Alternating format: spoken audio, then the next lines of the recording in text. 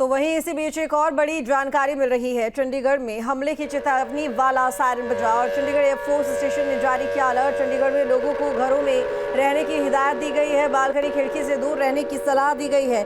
बड़ी जानकारी आपको दे रहे हैं। बता दें कि चंडीगढ़ में लोगों को घरों में रहने की हिदायत दी गई है। चेतावनी वाला सायरन बजा चंडीगढ़ में और चंडीगढ़ एयरफोर्स स्टेशन ने अलर्ट जारी किया है। तो कर्नल सिद्धांत सिंह इस वक्त हमारे साथ में जुड़े हुए हैं लाइव। स्वागत है आपका सिद्धांत जी न्यूज स्टेट पर।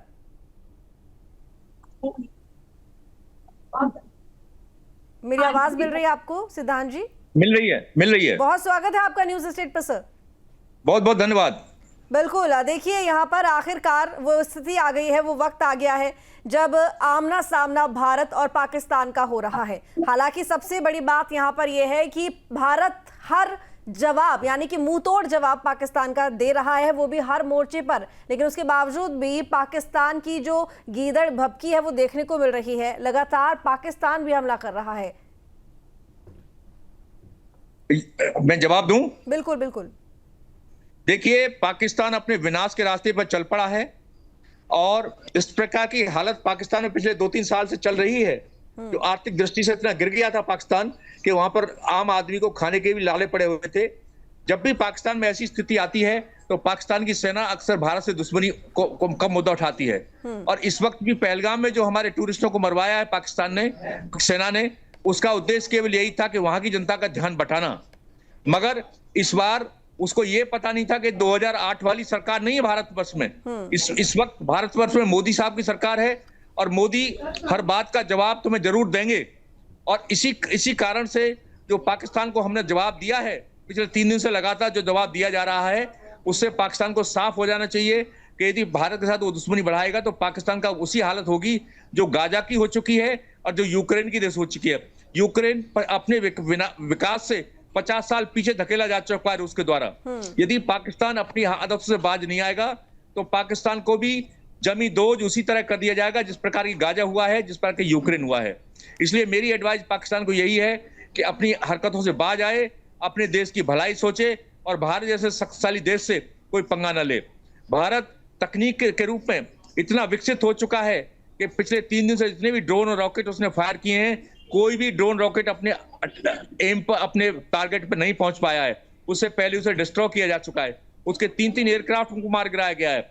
इसलिए पाकिस्तान को इससे साफ हो जाना चाहिए कि भारत के साथ उसको दुश्मनी बहुत महंगी पड़ेगी और इसके लिए अच्छा होगा कि उसको यहीं खत्म कर दे। बिल्कुल, और दुश्मनी महंगी पड़ भी रही है। देखिए, वहां के अगर एयरबेस पर हमला हुआ है और पोर्ट पर हमला हुआ है तो जाहिर तौर पर पाकिस्तान का बहुत नुकसान हो रहा है। जानकारी मिल रही है कि वहां पर लोग सड़कों पर रहने को मजबूर हैं क्योंकि हमले ही इतने हो रहे हैं। पाकिस्तान की हेकड़ी निकल रही है, लेकिन उसके बावजूद भी अभी स्थिति थम नहीं रही है क्योंकि अभी हाल ही में ये खबर आई है कि चंडीगढ़ में चेतावनी वाला सायरन बजा है। तो जाहिर तौर पर पाकिस्तान की तरफ से, जैसे कि हर बार किया जाता है, सिविलियंस को निशाना बनाने की कोशिश। देखिए, मैं जैसे पहले बता चुका हूं, आजकल का युग आमने सामने का युद्ध नहीं होगा, सीमाओं पर नहीं होगा, ये देश के आंतरिक हिस्सों में होगा। जैसा कि आपने यूक्रेन में देखा है, गाजा में देखा है।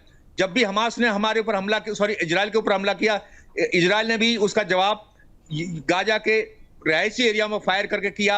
उसके आर्थिक ठिकानों पर को मोर्चा निशाना बनाया। इसी प्रकार यूक्रेन में भी रूस ने उसके आर्थिक ठिकानों को अपना निशाना बनाया, उसकी रिहायशी एरिया को बनाया। इसी प्रकार यदि पाकिस्तान बाज नहीं आएगा तो ये आमने सामने के युद्ध की जगह पर उसके आर्थिक ठिकानों पर भारत अटैक करेगा। और जिस प्रकार से पिछले 3 दिन में हमने लाहौर, सियालकोट और कराची और इन जगहों पर हमला किया है, उसी प्रकार से हमारे हमले और बढ़ेंगे और उसके जो आर्थिक ठिकाने उनको नष्ट कर दिया जाएगा। बिल्कुल, और इसके साथ ही देखिए एक बात और, यहाँ पर रक्षा प्रणाली को लेकर हमेशा से भारत बात करता रहा है कि उसमें लगातार बदलाव किए जा रहे हैं और जो हमारे यहाँ पे शस्त्र हैं उन्हें अपडेट किया जा रहा है। मेड इन इंडिया की बात होती है। मेक इन इंडिया के तहत लगातार हमें जानकारी मिल रही थी कि सरकार काम कर रही है। अब वो वक्त आया है जब हमें ये देखने को मिल रहा है कि आखिर भारतीय सेना कहाँ पर है। जो यहाँ पर कहा जाता है कि भारतीय सेना पूरे विश्व में बहुत अच्छा कर रही है और जो गिने चुने देश में है, जो गिने चुने देश हैं की जो सेना मजबूत है, उसमें एक भारत का नाम भी सामने आता है। लेकिन अब इस युद्ध में वाकई में ये समझ में आ रहा है कि भारत में आखिर किस तरीके से सेना को मजबूत करने का काम किया जा रहा है।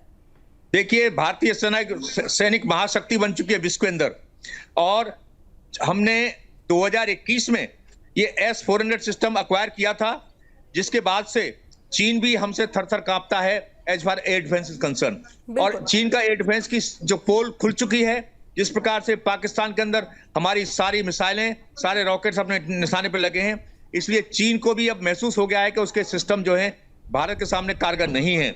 इसलिए अभी कुछ देर पहले आपने सुना होगा, चीन ने पाकिस्तान से अपना किनारा कर लिया है। उसने बोला है कि मैं अब तुम्हारी बीच में नहीं आऊंगा, तुम्हें जो करना तुम करो। इसलिए मैं यही कहूंगा कि भारत हर प्रकार से एक महाशक्ति बन चुका है। उसके पास आधुनिक हवाई जहाज भी हैं, आधुनिक रॉकेट्स भी हैं, आधुनिक मिसाइलें हैं और आधुनिक एयर डिफेंस सिस्टम भी है। इसलिए पाकिस्तान को इस सब चीज के बारे में जानते हुए भी ये गलती नहीं करनी चाहिए जो अभी वो कर रहा है। और हमारी जगह जगह, जैसे अभी चंडीगढ़ में कुछ देर पहले आपने बताया है, इस पर जगह जगह हमारे शहरों पर जो फायर करेगा तो उसका जवाब उसके शहरों पर ही दिया जाएगा। और ये पाकिस्तान की जनता को जो आप बोल रही सड़कों पर सोने के लिए मजबूर है, अभी पता नहीं आगे चल के क्या होगा, मैं कल्पना नहीं कर सकता।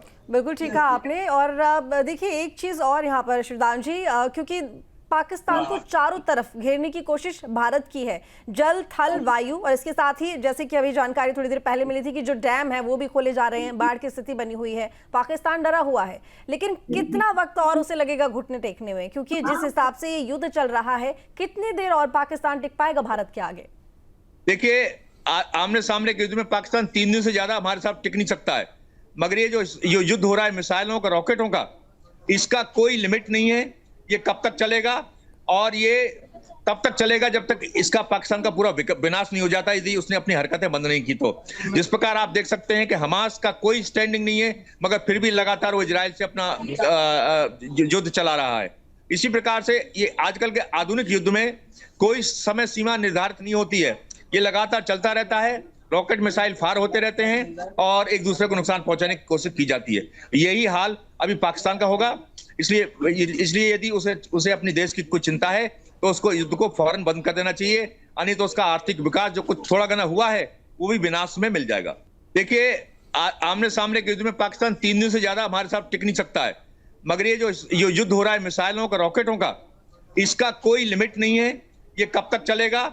और ये तब तक चलेगा जब तक इसका पाकिस्तान का पूरा विनाश नहीं हो जाता, यदि उसने अपनी हरकतें बंद नहीं की तो।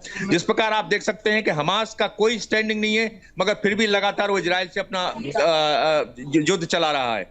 इसी प्रकार से ये आजकल के आधुनिक युद्ध में कोई समय सीमा निर्धारित नहीं होती है, ये लगातार चलता रहता है। रॉकेट मिसाइल फायर होते रहते हैं और एक दूसरे को नुकसान पहुंचाने की कोशिश की जाती है। यही हाल अभी पाकिस्तान का होगा। इसलिए यदि उसे अपनी देश की कुछ चिंता है तो उसको युद्ध को फौरन बंद कर देना चाहिए, यानी तो उसका आर्थिक विकास जो कुछ थोड़ा घना हुआ है वो भी विनाश में मिल जाएगा। बिल्कुल ठीक कहा आपने, बहुत शुक्रिया आपका न्यूज़ स्टेट के साथ जुड़ने के लिए। धन्यवाद।